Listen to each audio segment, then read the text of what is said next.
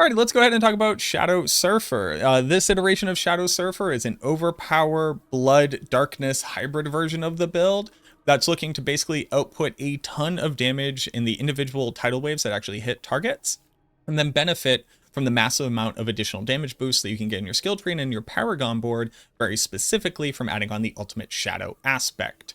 While you're watching the content here, just understand a couple things. The gear that you're currently looking at is mostly 4 out of 12 masterwork. I just put together this gear today. We're about 3 hours into testing out the build. We tried a couple different things. You are going to almost certainly need a Shaco, just straight up. You need one of those, I'm sorry. But what's the concept of the build?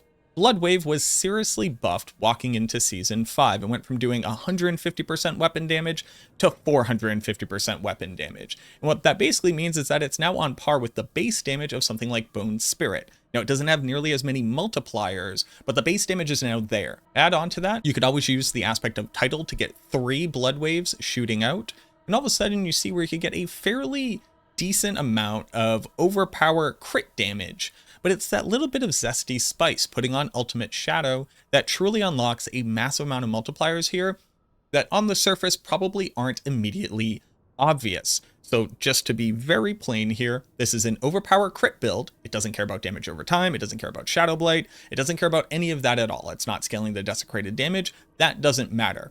While there are some uptimes to having that effect on the ground, most notably from like lucky hit chance, being able to apply CC from our gear, etc., it really is not contributing to the damage output of the build.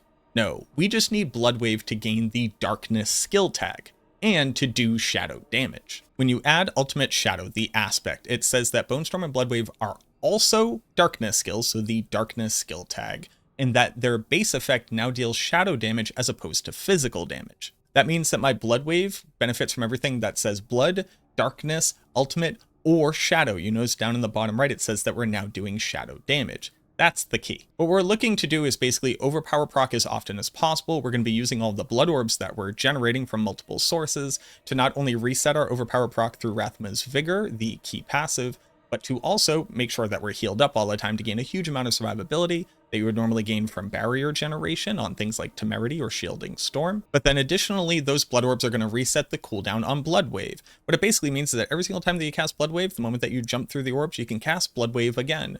Add on to that the amazing amount of blood orb generation from corpse tendrils on the actual hordes of the infernal hordes, and then swapping it over to vulnerable damage for when you're fighting the bosses. You're not only able to better augment your AoE clear and overall survivability, but you're able to regain damage scalars against the bosses. But now that we understand that, I'm actually going to take you into the skill tree first, which is not something I would normally do, but Ultimate Shadow and how it is going to be working with our skill tree in particular is probably the most important thing to understand here. I also normally go in order of the skills, which I'll include a planner down below, and I'm just going to very quickly just do this for the people who want to see it, but I need to explain these out of order for it to really make sense. Rathma's Vigor, the key passive, says that whenever we pick up a blood orb, we cut off 2 seconds from the timer of our blood wave. So with blood wave here, generating a massive amount of blood orbs, not only from its initial cast, but from the additional casts, what that means is I go from 23 seconds here to boop, boop, boop, boop, boop. That's from a single aspect, but what you'll notice is that the actual key passive here is already ready to go again. So every single time that I'm casting Blood Wave, I'm overpowering. You see how we're at 12 out of 12 every single time. That's going to be really important for the overall game plan of the build. So now we understand that we can get 100% uptime on overpower. We're looking to make sure that we have 100% uptime on crit and as many damage multipliers as we can possibly fit into the build. First multiplier is going to come from Blight. Casting Blight and getting the modifier will give you an additional 20% damage as long as monsters are inside of the Blight. Coming down to Blood Mist, if your gear is not good enough, you're actually going to be using Blood Mist with crit chance to be able to close the gap on maximum crit chance. But if you don't have that, you're going to be using Generate Corpses. While the corpses are nice to be able to hit with Corpse Tendrils, since we're using that with Grasping Veins for crit chance and damage multi, it's also just great to generate corpses for our Gravekeeper glyph in the Paragon. We do want to be consuming corpses. I've generally found that it's a little bit too clunky to actually click the button. So while I do have Fuel by Death and I also have Flesh Eater, kind of think about removing them from the build because you just don't really have time to be clicking them. You're casting Blood Wave too often.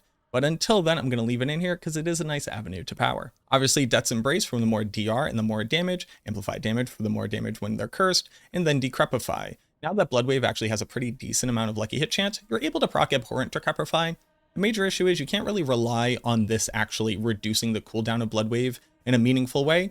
It's mostly there to help reduce the cooldown on both Blood Mist and Corpse Tendrils. Now, down into the passives is where we're going to get kind of interesting. We'll start with the easy part, Corpse Tendrils. You want to be using Blighted Corpse Tendrils while you're actually in the Infernal Hordes so that you're generating a ton of auxiliary orbs around you whenever you pull in monsters. What this means is that you don't necessarily have to chase your Blood Wave, which is what you typically do to pick up the orbs that it drops. They'll generally be all the way around. So you just want to have an idea of where the pockets of blood orbs are, so you can pick them up regularly, be able to cast Blood Wave at a significantly higher rate. Swapping over to apply Vulnerable is really good for the bosses, where hitting the 3 of them with Corpse Tendrils every once in a while isn't going to generate enough blood orbs where I think it's going to seriously increase your damage output, but a sick 1.2 multiplier here from Vulnerable is obviously a huge general increase. And then on top of that, realistically, I would want to have Lucky Hit Chance to be able to apply Vulnerable on a ring. I just don't have the affix slot right now to be able to do that, but that would help to shore it up a little bit. There's probably a world where you could basically just leave Blighted Corpse Tendrils on. If you're somebody who doesn't like to swap things for min-maxing, don't really worry about it. 2 points into Gruesome Mending. How much healing you need to receive is going to determine how effective your blood orbs are, basically reducing your cooldown. Just remember that you need to heal for your base life in your blood orb to proc this per blood orb that you pick it up. It should be fairly easy. A lot of the times you don't even need 2 points in this, but it's going to depend on how much of your maximum life you have and how much healing efficiency you have on your gear. Obviously maxing out Coalesce Blood, Tides of Blood, and then I'm maxing out Drain Vitality just because it's a little bit harder for us to generate Fortify, and Fortify is a massive boost to your overall overpower damage, as well as just increasing your tankiness. Just 1 point into Reaper's Pursuit, and then picking up Gloom. Mac. Gloom is for shadow damage. What do you do? Remember, Blood Wave is a darkness skill. So the moment that Blood Wave and its desecrated ground rolls over a target, you're going to immediately trigger Gloom up to its maximum of 3, giving you 18% bonus shadow damage, which is what your overpower Blood Waves do. They do shadow damage now, so you get to benefit from not only this, but also Terror. Terror, which gives you an automatic 1.09 whenever you slow a target, which is what Blood Wave does naturally. And then once you stun targets or freeze them from Lucky Hit Chance on your gear, or from Corpse Tendrils stunning them as well, you get the other 9%. So this is an 18% damage bonus. This is an 18% damage bonus. Realistically, on an endgame amulet, you could go with Gloom ranks and Tides of Blood ranks. You probably want cooldown reduction or crit chance on the amulet, but we'll talk about that in just a second. For the ultimate, obviously Blood Wave. Blood Wave applies slow, gets the automatic benefit from Terror, and it's just like a really good survivability tool from how much crowd control it applies. And then it generates Blood Orbs. Since we shoot out 3 Blood Waves per attack, since we have the title aspect on, we get 9 Blood Orbs in total, which fully resets the cooldown of Blood Wave, depending on how much CDR you have on your gear.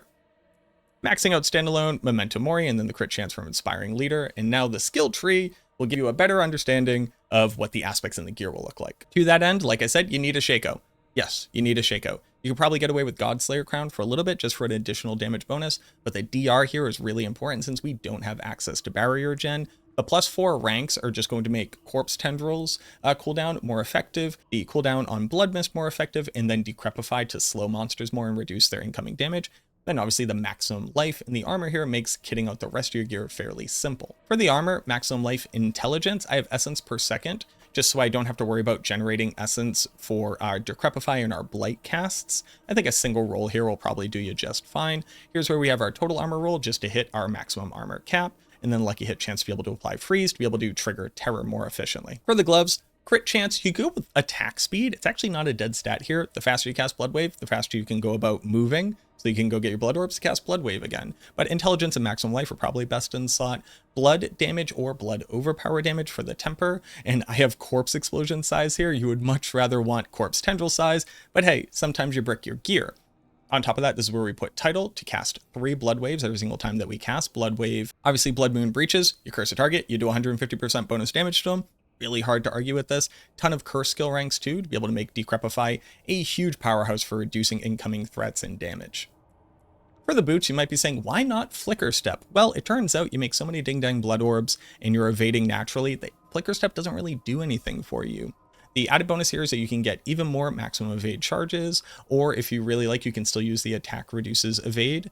You can get a huge amount of movement speed here, more intelligence and maximum life for damage and survivability. And then this is where I'm putting Cursed Aura. You'll notice that I have movement speed while in Blood Mist. I wasn't going for this stat originally, but there is something really nice about being able to Blood Wave and then blood mist through at super fast speed to immediately pick up all the blood orbs. Remember that overpowering with your skill is also going to reduce the cooldown of blood mist. For the weapon, you might be saying like, hey Mac, why not a mace? Well, it turns out I didn't have a GA int max life mace to toss around, so the stats here are just more valuable. You would want a mace for that overpower damage, going with overpower for the third stat here, blood overpower damage. And then here's the problem with the build. There's no good weapon tempers. There's just none. So you go with Blight Casts twice, only because technically speaking, it slightly increases the uptime of Blight's pool on a target, as well as slightly increases how many lucky hit chance procs you're hitting, not only for Decrepify, but for applying slow, for applying a stun effect or a freeze effect from your tempers. So it's like the least worthless weapon temper you could put on here. Obviously, we want to be putting in rubies for more overpower damage into your weapons here. For the offhand, you want critical strike chance, cooldown reduction in either int or maximum life, and then basically follow the exact same tempers. Oh my god. Well, I just found out that I have inevitable fate on this offhand because I recently upgraded to it and didn't put the aspect that's supposed to be on it. Dear God. This is supposed to be damned aspect, which would have been increasing all of my damage by 50%, a sick 1.5 multiplier. The cool part about damned is that it says when you curse a target, you deal 50% bonus shadow damage, which, just to really hammer on this, our Blood Wave now does shadow damage as our base. So it's a massive multiplier that Blood Wave normally can't get access to, and it is hilarious to me how I wasn't getting the 1.5 multi from Blood Moon Breaches, and I wasn't getting the 50% damage bonus here. But hey man, you know, power of editing can't save me there. Sorry, we're going to use the power of editing to jump in here and instead show you this boss fight. A little bit of a sneak peek here. I forgot to be cursing the bosses in the boss fight that I had in my original content. And I also forgot to add on an aspect for 50% damage bonus. So I'm just going to go ahead and show you these bosses where we had a significantly better time killing them. We were basically permanently spamming Blood Wave. The combat was like much nicer, much less clunky. I wasn't chasing around a Gelub that just absolutely refused to die. So when you hear later on me not liking Gelub, the context for it was I basically fought him for like 5 minutes straight solo because the dude sucks, and I was missing about 200% bonus damage. Here, I remembered to click all of my buttons and actually put an aspect onto my weapon. When I notice it later on, I am going to leave it in the video. That'll make more sense too. But like, look at this thing. It's like tearing them apart. This is only like a few minute long boss fight here, and I'm only at 4 out of 12 masterworking on some pretty mid-tier gear. It has a significantly higher cap than this. All right, we'll get back to the original video. For the amulet, you either want Tides of Blood, Coalesce Blood, or Gloom. You want Tides of Blood as a priority. I would like critical strike chance and cooldown reduction here, but if you have enough crit chance or if you have enough cooldown reduction on the rest of your gear, you could go with ranks to Gloom and then ranks to Coalesce Blood if you didn't need it. I went with more movement speed as my temper here. You could add on additive damage, but we have something like 3,000 plus additive damage, probably a little bit more than that when we successfully overpower, which is 100% of the time. So you really don't need more additive damage. I think movement speed is the key here. Then obviously you want ultimate cooldown reduction for the efficiency temper here, because that's a massive, massive overhaul for how quickly you can shoot out Blood Wave and to save blood orbs for your next Blood Wave. Here's where you want Fast Blood to be able to reduce the cooldown even more efficiently.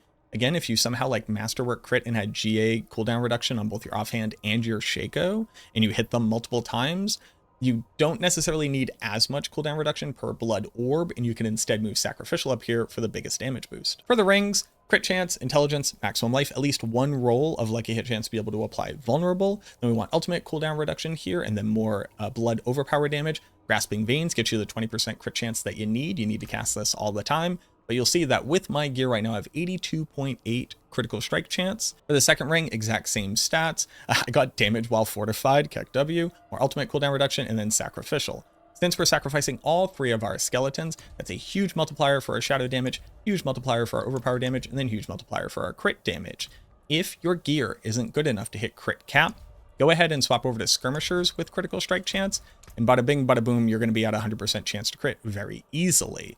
Now, you ultimately want to be able to move off of that for even more damage, but it's a really nice stopgap in the beginning if you don't have good enough gear. The Paragon Board probably isn't the most optimal that it can be, but this is going to be a really good roadmap. Remember, I always include a build planner down in the link below. Also use the timestamps to skip around wherever you need to go back and look if I went a little bit too fast for you. But in the boards in the starter, we're going to go with the control glyph here. Up into blood begets blood, we're going to be putting a sacrificial, since we're not using minions, obviously. This will help to buff up our overpower damage here a little bit, picking up maximum life, and then blood orbs give you a huge multiplier. After that, we're going to be building into Scent of Death, pick up more maximum life here. I forgot to pick up this node. Here's where we're going to be picking up Scent of Death. Then we're going to be putting in Desecration Glyph.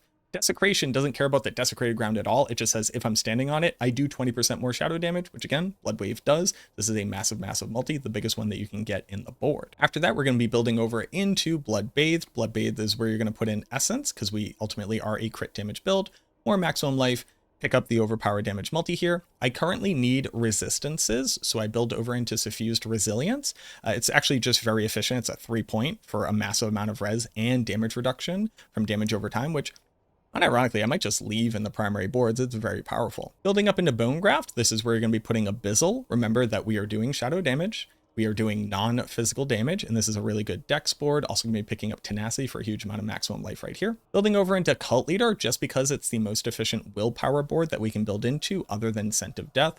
Here's where we're putting Dominate. After the first blood wave hits, the second one is going to do 12% more damage, and then that kind of just stays up as long as you've hit them within the last 5 seconds. For the last board, we're building Gravekeeper into Flesh Eater. We're picking up the Flesh Eater node. Again, I find it a little bit clunky to click this all the time, but it is decent. Gravekeeper is just an incredibly powerful node, not only for more maximum intelligence, a huge multiplier for all the corpses around you since you shouldn't be using them up too much, but also a really good place to be able to pick up a huge amount of all resistance, again, if your gear isn't good enough.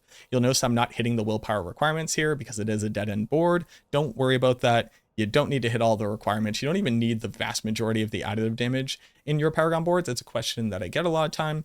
But something like this, the target is just a huge amount of damage and intelligence, most importantly. So it is decent to be able to build down to this just to pick up that added. Now, the most important question that everybody always asks, where would you tier this build? Well, I think for tier 7, if I remember the fact that I was basically missing out on like 200% bonus damage on that boss fight, that was really, really, really not good. Probably like a high C tier, low B tier. Now, that doesn't mean the build is bad. You could take this into basically all content in Crush. In the Pit, this is probably only going to get you up to about like tier 120, maybe tier 130 if the gear is like Giga Chad insane. The Shadow Blood Wave build was already fairly decent in Season 4, was getting up to around like 107, 110. So I think 120 is probably realistic here. But this was a tier 7. I got 500 Aether. I wouldn't say that I'm playing the build particularly well. I've been piloting it for 3 hours in this season. So, you know, this isn't something like I've been playing Bone Spirit for 2 weeks straight. Obviously, I played the build before, but just playing it in new content teaches you a lot of things about min-maxing and optimizing. And I really enjoy the playstyle of it as well. It's kooky, it's unique, it lets you do something that isn't just hold right click. Even though it's quite literally more intensive and more complicated than Bone Spirit, I think the approach to playing the build is actually much more straightforward. I think people will grok it at a much higher rate. So if you're looking for something that requires one unique and one uber unique, and that's all you kind of got going for you, this might be one of the best builds that you could probably build into right now. Unironically, better than Sever and better than Bone Spear on significantly better gear. I took like a triple GA Masterwork crit, 3 mythics with a triple GA Deathless Visage Bone Spear build, and couldn't even really kill the bosses efficiently because it just sucked. So OP Shadow Blood Wave, better than the majority of core skills on the Necromancer right now, and we probably won't worry about the implications of that too much because expansion's right around the corner.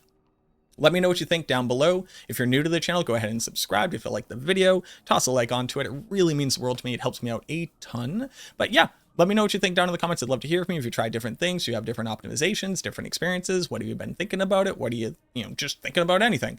How's your Thursday going? Let me know. Thank you again so much for watching this video. I truly, truly hope that it helps. And I look forward to seeing you in the next one.